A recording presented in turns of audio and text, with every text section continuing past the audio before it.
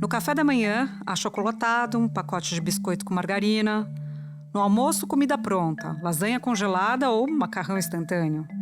No lanche da tarde, salgadinho, refrigerante, bala. No jantar, cachorro-quente, pizza congelada, um sanduíche com presunto.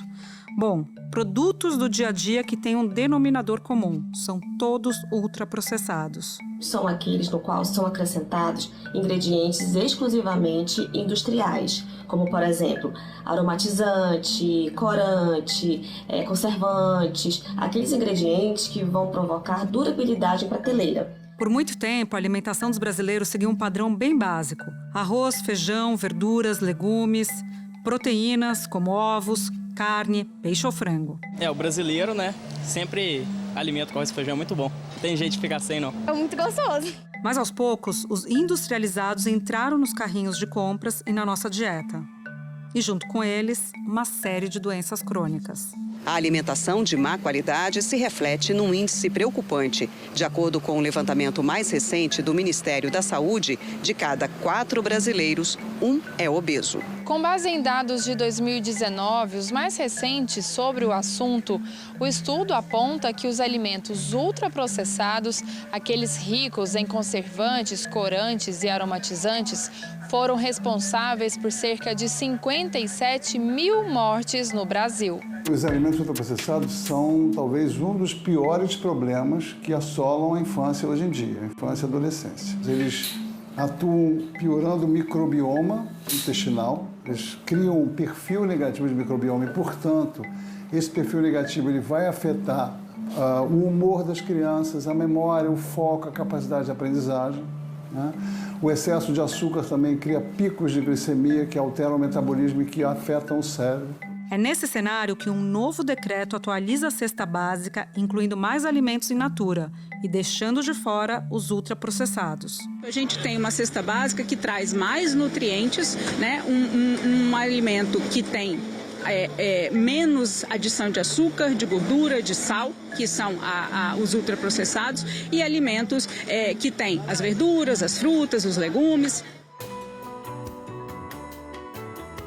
Da redação do G1, eu sou Júlia do Alibe e o assunto hoje é o cerco aos ultraprocessados. Por que esses produtos são vistos como vilões alimentares e como os alertas obrigatórios nas embalagens já afetam o consumo do brasileiro? Minha convidada neste episódio é a chefe de cozinha Rita Lobo, autora de 11 livros, criadora do Panelinha e do programa Cozinha Prática no GNT. Falo também com a pesquisadora Ana Paula Bortoleto, professora da Faculdade de Saúde Pública da Universidade de São Paulo, a USP. Ana Paula faz parte do NUPENS, Núcleo de Pesquisas Epidemiológicas em Nutrição e Saúde. Segunda-feira, 11 de março. Rita Lobo, um prazer ter você aqui no assunto com a gente. E quero começar perguntando para você sobre a nova cesta básica que foi lançada na semana passada. Os ultraprocessados ficaram de fora dessa nova cesta básica. Eu sempre ouvi você falar sobre a importância dos alimentos de verdade. Essa cesta básica está recheada de grãos, tipos de frutas, legumes. Eu queria que você destacasse para a gente a importância de excluir esses ultraprocessados da alimentação básica, que é a cesta básica do brasileiro. Essa cesta básica, na verdade, ela conta para a população que é realmente muito importante a gente excluir os ultraprocessados, que são aqueles alimentos que na composição contém aditivos químicos, excesso de sal, excesso de açúcar, excesso de gordura, e que está muito andando junto com o Guia Alimentar para a População Brasileira. Um decreto assinado pelo governo federal atualiza os itens que fazem parte da cesta básica. O objetivo com isso é estimular uma alimentação mais saudável. Para seguir a diretriz de uma alimentação mais saudável, os alimentos naturais serão priorizados. Os processados, restritos, e os ultraprocessados, ou seja, os que contêm na composição muitos aditivos químicos, açúcares e sal, serão proibidos. Isso é uma grande vitória que agora A gente também na cesta básica não pode, né, comprar alimentos que sejam ultraprocessados e deve incluir os alimentos in natura e minimamente processados. E é importante a gente saber o nome das coisas, dar nome, né, para os grupos de alimentos, porque aí fica mais fácil de fazer melhores escolhas. Sem dúvida. Focando na nova cesta básica, dá para dizer que o Brasil está na vanguarda com a nova edição dela? Dá para dizer com certeza absoluta que o Brasil está na vanguarda. E quando você orienta todas as políticas públicas relacionadas à alimentação dessa forma clara, dizendo exclua os ultraprocessados, inclua mais legumes, verduras, frutas, cereais, tubérculos, raízes, carnes, ovos, leite, queijo, quer dizer, isso é comida de verdade, né? Isso são alimentos de verdade que a gente usa na cozinha de casa ou em cozinhas que preparam a comida com mãos humanas, né? Não é numa fábrica que usa aditivos químicos para dar cor, para dar sabor, para dar cheiro na comida. Isso, de fato, é algo que pode mudar a saúde dos brasileiros. Quando a gente pensa o seguinte, que nos países, nas regiões em que o consumo de ultraprocessados é maior, as doenças não transmissíveis, né, como a obesidade, diabetes, também alguns tipos de câncer hoje já são comprovadamente atrelados ao consumo de ultraprocessados. Quando você pensa que a gente está falando para as pessoas que você tira isso da sua alimentação e você está, de fato, mudando a cesta básica do brasileiro e as políticas públicas que têm a ver com ela, você tem a chance, assim, de melhorar muito a saúde do brasileiro. É um primeiro passo, tem muita coisa para acontecer ainda, né? Mas é um passo muito importante. Rita, então vamos contar com a sua sabedoria aqui para você explicar para a gente, principalmente para mim, que sou bastante perdida nessa seara, embora tente fazer uma alimentação saudável e tudo mais, como a gente diferencia o ultraprocessado da comida de verdade, porque às vezes engana. Você está aqui na redação do G1, está com fome, vai lá na máquina, e aí tem um chocolate, que você sabe, é evidente que é ultraprocessado, mas tem um salgadinho de mandioca. E aí você vai no salgadinho de mandioca. A gente pode dizer assim, que essa indústria dos ultraprocessados é muito atenta ao comportamento dos consumidores. Então, quando essa indústria percebe que as pessoas querem evitar o glúten, logo criam vários produtos sem glúten, mas que não deixam de ser ultraprocessados. Então, como é que a gente faz para identificar? A melhor forma você vai pegar a embalagem, não importa se está escrito na parte da frente que é saudável, integral, com tempero da vovó, não importa, não importa. Você vai virar a embalagem e você vai encontrar a lista de ingredientes daquele produto. E é justamente para alertar o consumidor que essa regra foi implementada pela Anvisa em outubro de 2022. A tabela de informação nutricional vai passar a ter letras pretas e maiores e fundo branco, sem outras cores, e terá a informação do valor calórico e nutricional por 100 gramas ou 100 ml, para ajudar na comparação entre produtos. Outra mudança, a tabela vai indicar a quantidade de açúcares totais e também quanto de açúcar foi adicionado ao alimento. Por exemplo, se um suco de fruta recebeu adição de açúcar, isso vai estar informado na tabela. O número de porções também passa a ser obrigatório. A principal mudança é a identificação na frente da embalagem, na parte superior dos produtos com alto teor de açúcar, gordura saturada e sódio. Em primeiro lugar, se tem uma lista de ingredientes, já é um indício que pode ser um ultraprocessado, porque quando você pega por exemplo, uma bandejinha com berinjela dentro, não tem lista de ingredientes, porque é berinjela. Quando você pega uma embalagem de feijão, não tem lista de ingredientes, porque dentro daquela embalagem o que tem é feijão, não precisa ter lista, é um ingrediente só. O ultraprocessado, então, ele tem lista de ingredientes e ele tem também, na composição, nomes de coisas que mais se parecem de laboratório do que de cozinha, que são os aromatizantes, os conservantes, os emulsificantes, todos esses antes que pegam uma matéria-prima que não é tão boa e essa matéria-prima ela é processada tantas vezes, por isso ultraprocessado, ela passa por tantos processos industriais. E aí ela precisa de tantos aditivos químicos que aí esse é um ultraprocessado. Então, se tem esse monte de nomes, é um ultraprocessado, melhor deixar na prateleira do supermercado. Pão é ultraprocessado? Depende. O pão feito em casa jamais será ultraprocessado.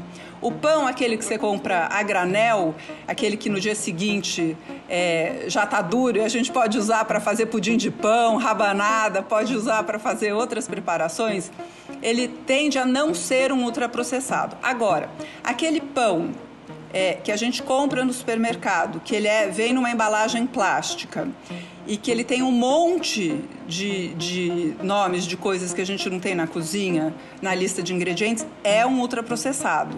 Só que aí, esse pão, para ele valer a pena, ele tem que ter uma vida, assim, para a indústria, ele tem que ter uma vida mais longa, bem mais longa. Então, coloca-se um conservante. Esse conservante, ele mexe um pouco ali na estrutura do pão e deixa ele com uma textura diferente. Então, é adicionado um emulsificante. Esse emulsificante tem um sabor um pouco estranho. Então, é colocado um saborizante ou um aromatizante.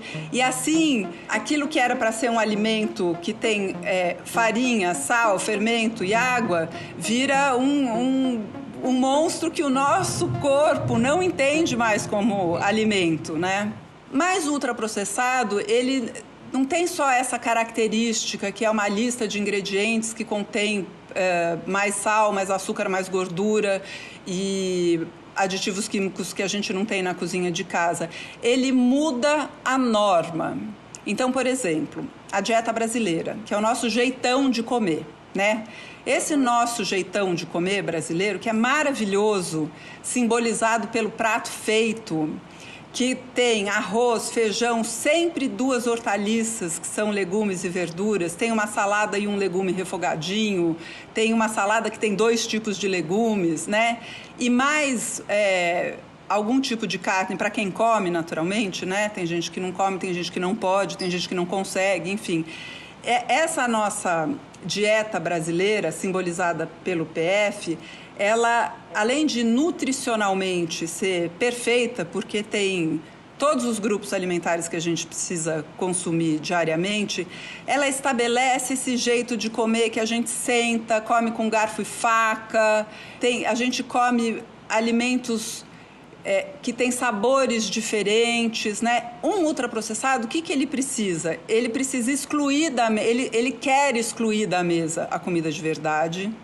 Então, para isso, ele quer ter um monte de sabores, por isso ele tem mais sal, mais açúcar, mais gordura. Então, ele é hiperpalatável, parece que é uma coisa boa, né? Hiperpalatável, mas, na verdade, o hiperpalatável, ele vai viciando o seu paladar nesses sabores assim super fortes e aí a comida de verdade ela fica parecendo sem graça. Além de atuar fisicamente de forma negativa, mentalmente de forma negativa, sabe aquela velha história que muitas mães reclamam, meu filho não come legume, meu filho... Uma principal causa disso talvez é justamente porque o ultraprocessado ele tem uma hiperpalatabilidade, quer dizer, ele é criado para ter um paladar irresistível, muito intenso, que não existe na natureza.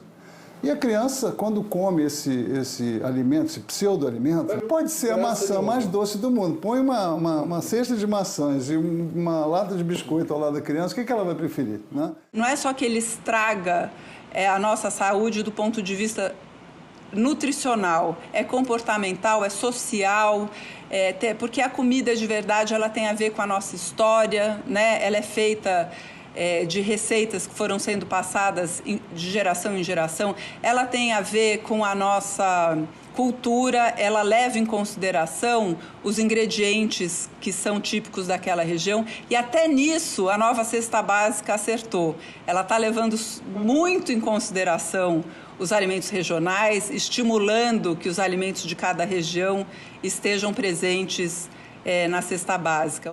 A nova cesta básica cresceu em número de itens e em variedade de produtos. O feijão, que antes era citado de forma genérica, aparece agora na lista em todas as cores e tipos: preto, roxo, verde, carioca, manteiga, de corda. O grupo dos legumes e verduras, que se resumia a cerca de 20 itens, subiu para mais de 60. O brócolis, o alho poró e a ora pronobis, rica em proteína e de fácil cultivo, entraram para a cesta básica. Mas nada mudou tanto quanto a seleção de frutas. O decreto que criou a cesta básica no ano de 1938 descrevia 15 itens. Agora são 122 variedades. Do paraense açaí a nem tão comum romã, originária do continente asiático. Ter uma ideia das pessoas de que é caro e que toma tempo comer bem. E você faz uma defesa muito enfática de que esse dueto é falacioso. Explica pra gente, Rita Lobo, por que dá para eu comer bem e por que eu posso trocar o salgadinho da máquina do trabalho por uma marmitinha feita em casa? Olha, esse é um assunto muito complexo, né? Porque quando você fala em tempo, é difícil para você falar para uma pessoa, não, dá tempo, né? Mas eu acho que a primeira coisa que a gente tem que levar em consideração é a importância da alimentação. Hoje a gente já sabe, teria sido ótimo se a gente não precisasse cozinhar nunca mais e a gente pudesse comer comida ultraprocessada e tivesse tudo certo. Só que não deu certo. Nos países e nas regiões onde as pessoas trocaram a comida de verdade por ultraprocessados, a saúde foi para o beleléu. Então, a gente já viu que não deu certo esse experimento humano ocidental, digamos assim, né? E nas regiões onde a comida é tão importante, isso meio que blindou as populações desses ultraprocessados. O segundo ponto é que a gente tem que entender o que é uma alimentação saudável. A alimentação saudável não é não comer glúten, não é não comer lactose, não é não comer arroz branco porque isso ou porque aquilo. Com base assim, em evidências científicas, alimentação saudável é comer alimentos que venham da natureza, sejam eles de origem animal ou vegetal, numa composição que tenha digamos assim, um rastro histórico, ou seja, há muito tempo aquilo dá certo, é a dieta mediterrânea, é o jeito que os franceses comem, é o jeito que os brasileiros comem, é o jeito que os japoneses comem, né? A gente combinar esses alimentos de uma forma tradicional. E aí tem o seguinte, quando você entende a importância de uma alimentação saudável, você entende que não faz sentido que isso seja responsabilidade de uma única pessoa na casa. Então, quando você tem um cenário que homens e mulheres trabalham fora e só as mulheres são responsáveis pela alimentação, a gente já vê que alguma coisa deu errado. Então, acho que tem esse ponto que é fundamental, que para garantir comida de verdade nas famílias, a divisão de tarefas estruturada, não é favorzinho, não é quando der, é assim, um faz isso, o outro faz aquilo, ela é fundamental. E aí tem um outro ponto, que é com essa transformação toda da alimentação, especialmente no Ocidente, as pessoas foram perdendo essa habilidade que é transformar os alimentos em pratos gostosos, chamada cozinhar. Eu não estou falando fazer prato gourmet, ser chefe, eu não estou falando disso, estou falando básico, o básico para você dar conta do dia a dia. E lembrando também que tem várias confusões em relação à alimentação. Tem confusão de que industrializado é ultraprocessado, de que se você está falando de comida de verdade, nunca mais a pessoa vai poder comer fora, ou não é nada disso, né? Nos restaurantes também se faz comida de verdade, mas você ficar refém de comida de restaurante ou de alimentos ultraprocessados, aí é uma coisa que não funciona. É um assunto muito, muito, muito complexo, a alimentação e sistemas alimentares, mas as soluções para quem quer ter uma alimentação saudável de verdade e que caiba no bolso, passam pela cozinha de casa. É na cozinha de casa que elas funcionam. Hoje tem uma discussão assim, manteiga, que é um alimento de verdade, digamos assim, custa mais caro do que margarina, que é um ultraprocessado. É verdade. E tem muitos alimentos ultraprocessados que a versão, né, ultraprocessada é mais barata do que a versão de verdade. Isso é verdade. Mas quando a gente pensa se é mais caro ou se é mais barato, a gente tem que olhar o mês, o orçamento do mês. E hoje o que a gente sabe é o seguinte: basear a alimentação em produtos ultraprocessados é mais caro do que você comer comida de verdade no Brasil. Nos Estados Unidos é outra história, tá? Mas no Brasil, quem baseia a alimentação em arroz, feijão, legumes, verduras e farofa, farinha, ovo, um pouco de carne, não todos os dias, né? Mas tem uma alimentação não só mais saudável para o corpo, mas para o bolso também. Rita, junto com essa discussão, então, sobre até o preço que você levantava da manteiga versus margarina, tem um debate sobre o imposto seletivo desses alimentos, um debate que foi para lá na reforma tributária. E você foi favorável a essa tributação, assinou inclusive um manifesto a respeito. Qual a importância desse tipo de taxação especial? Olha, tem muitos produtos ultraprocessados que eles, inclusive, praticamente, as indústrias nem pagam imposto nenhum, sabe?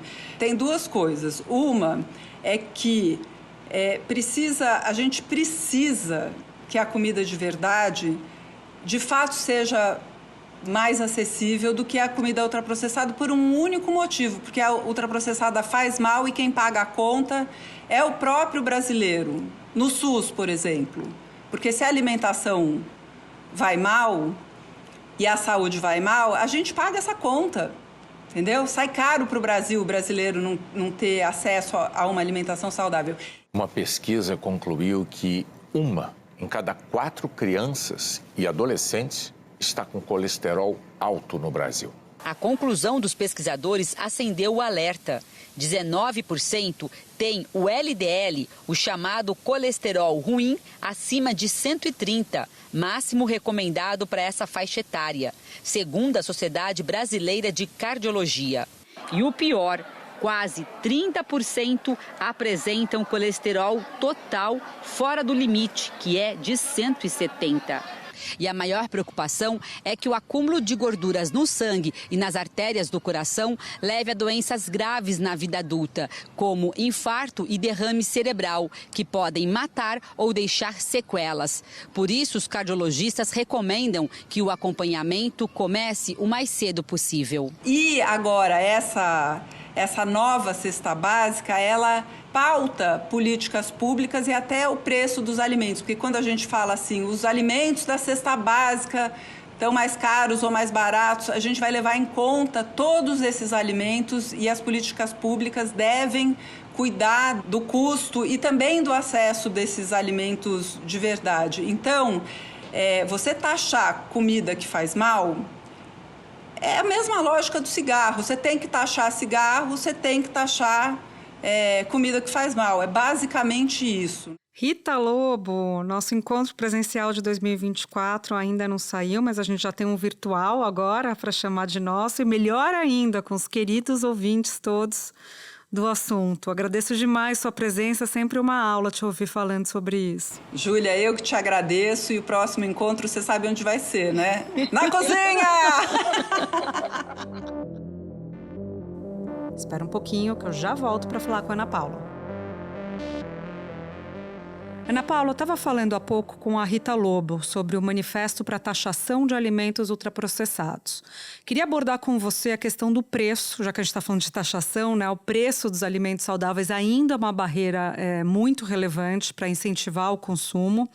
Então, como é que a gente pode aumentar a oferta desses alimentos, tendo em vista, inclusive, o anúncio da nova cesta básica, que amplia em muito a oferta de frutas, legumes e até grãos para a alimentação do brasileiro? Essa ideia da cesta básica ser atualizada e alinhada com o Guia Alimentar faz com que a tendência de preços desses alimentos se torne mais barata.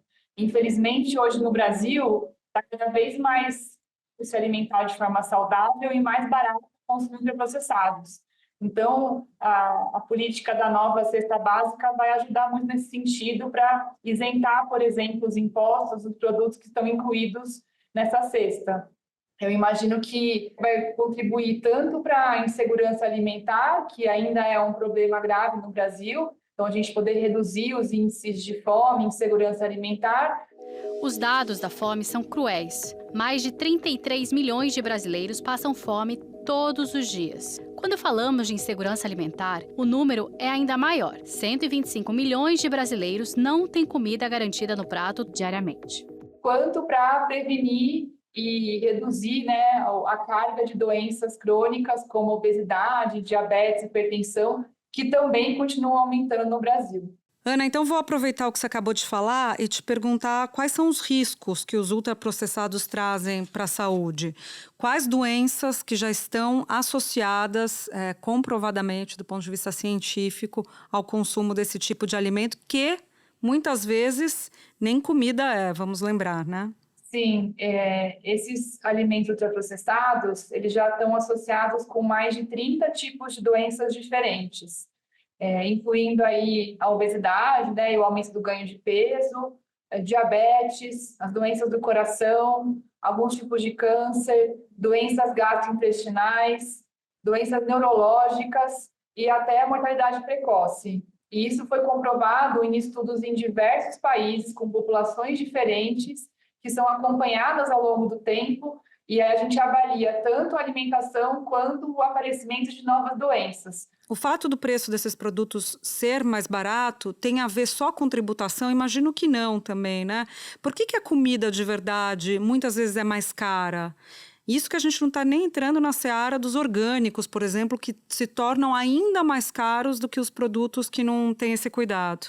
Na verdade, Júlia, segundo os dados que a gente tem de tendência de preço de alimentos no Brasil, até antes da pandemia, era mais barato comer comida de verdade, de forma saudável, do que ter uma dieta baseada em ultraprocessados. Considerando aí uma dieta que inclui cereais, leguminosas, diferentes tipos de grãos e, claro, também frutas e hortaliças, que essas categorias, sim, costumam ser um pouco mais caras. Mas olhando o pacote, na alimentação como um todo, era mais barato. Com a pandemia, com as mudanças econômicas, as crises econômicas e políticas, isso se reverteu, já era uma tendência e isso acelerou. E isso acontece porque o alimento ultraprocessado ele tem a característica de ter ingredientes que são muito baratos, muito acessíveis, como açúcar, farinhas, alguns tipos de gorduras. Então, no geral, eles têm um conjunto de ingredientes muito barato. E no lado dos alimentos saudáveis, poucos incentivos, pouco estrutura para que os agricultores consigam ter possibilidades de baratear os seus custos. Então, no lado da indústria grande de alimentos é cada vez mais barato o custo, e na agricultura, infelizmente, poucos apoios e pouca facilidade de acesso a recursos para reduzir os preços. Vamos entrar, então, na discussão sobre esses ingredientes, Você participou de tratativas com a Anvisa e também com a indústria de alimentos, a poderosa indústria de alimentos, para essa nova rotulagem dos produtos, que obrigou os produtores a colocarem aqueles avisos, né, de alto em sódio, alto em gordura saturada, alto em açúcar, enfim, um rótulo bem grande que a gente consegue ver, e muitas vezes, no meu caso, por exemplo, eu já largo o alimento por lá, porque ele chama a nossa atenção, às vezes você não está nem pensando nisso e ele está lá piscando, e aí você faz a reflexão e muitas vezes desiste de comprar. Vamos entender então, Ana Paula, em quantidade, o que significa alto em sódio, alto em açúcar e em gordura saturada.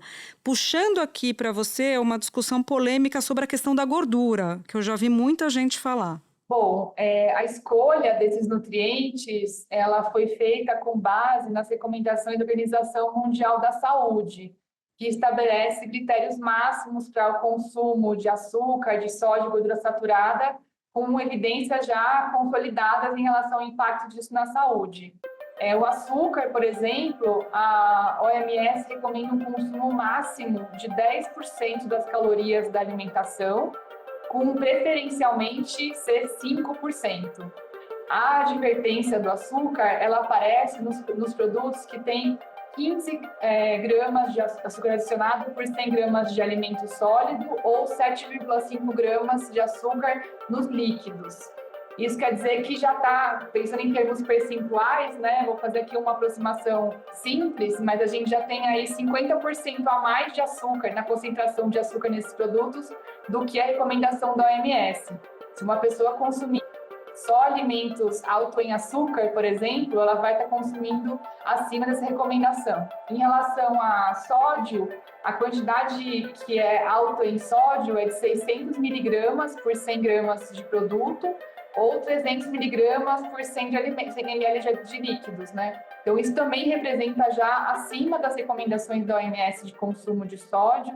A gordura saturada, o indicado na lupa é quando tem a gordura saturada acima de 6 gramas por 100 gramas de alimento, ou 3 gramas de gordura em 100 ml de líquidos. E a recomendação da OMS é um consumo bem reduzido, então, em termos percentuais, essa recomendação estaria acima da recomendação da OMS. Essa presença, né, de gordura também estaria acima da recomendação da OMS, e a pessoa que consumir só isso vai, com certeza, superar essa recomendação. Eu pergunto isso especificamente da gordura porque muita gente fala que tem um debate em torno do problema do consumo da gordura saturada ou especificamente dos óleos vegetais, né, de sementes como soja, que essas coisas estariam vinculadas. Você tem informação para dividir com a gente sobre isso? A gordura saturada, que é a gordura que está sendo identificada nos rótulos, ela vai estar presente principalmente nos produtos mais de origem animal também, né? Então, acho que não vai se aplicar a todos os tipos de alimento.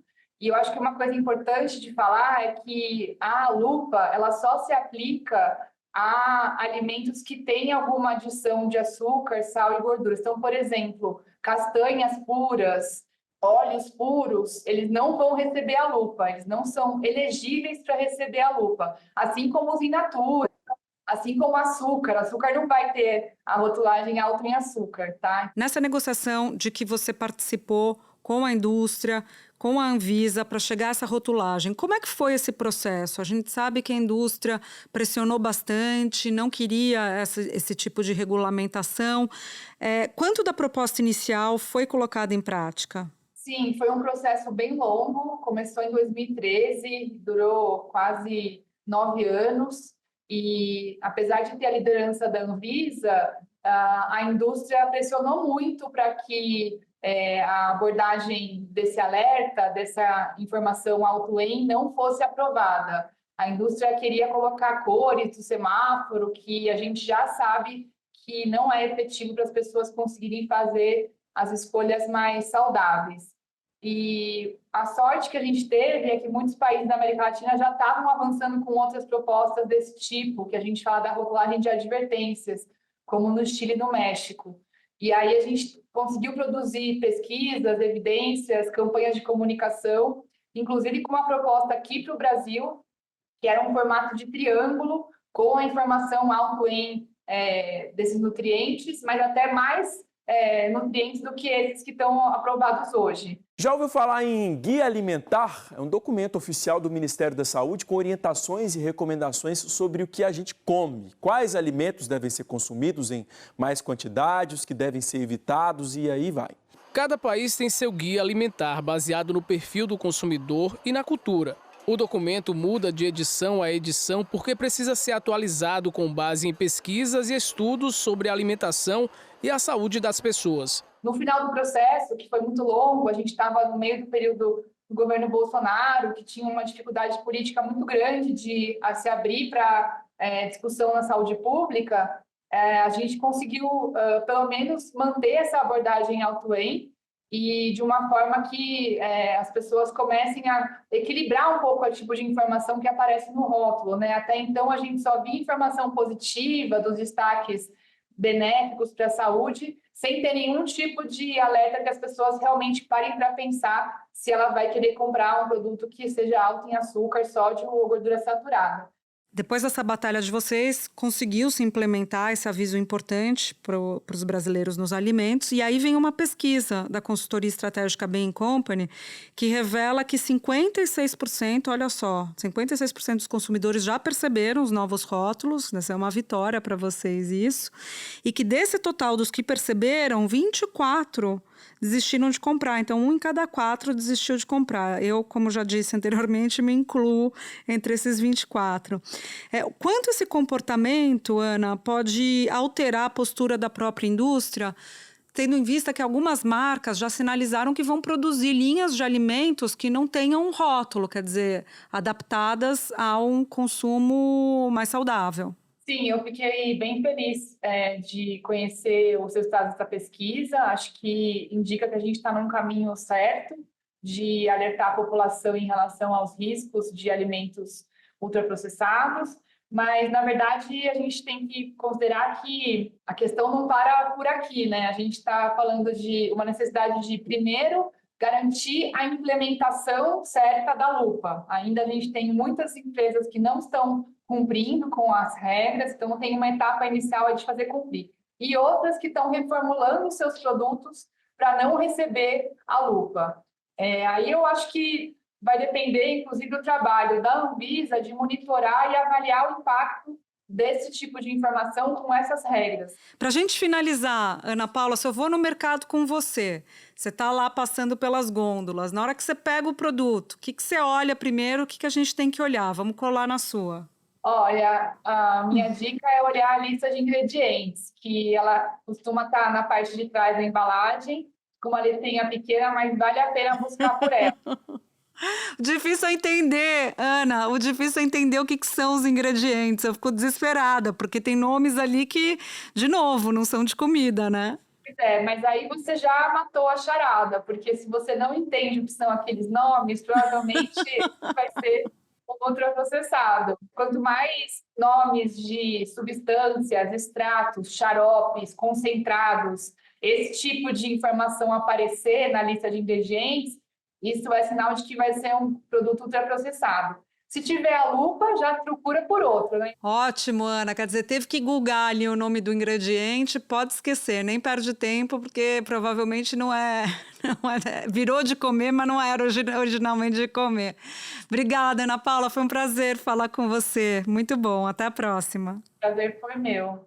Até a próxima. Este foi o Assunto, podcast diário disponível no G1, no Globoplay ou na sua plataforma de áudio preferida. Comigo na equipe do Assunto estão Mônica Mariotti, Amanda Polato, Carol Lorenzetti, Luiz Felipe Silva, Thiago Kazuroski e Gabriel de Campos. Neste episódio colaborou também Sara Rezende. Eu sou Júlia do Alibe e fico por aqui. Até o próximo assunto.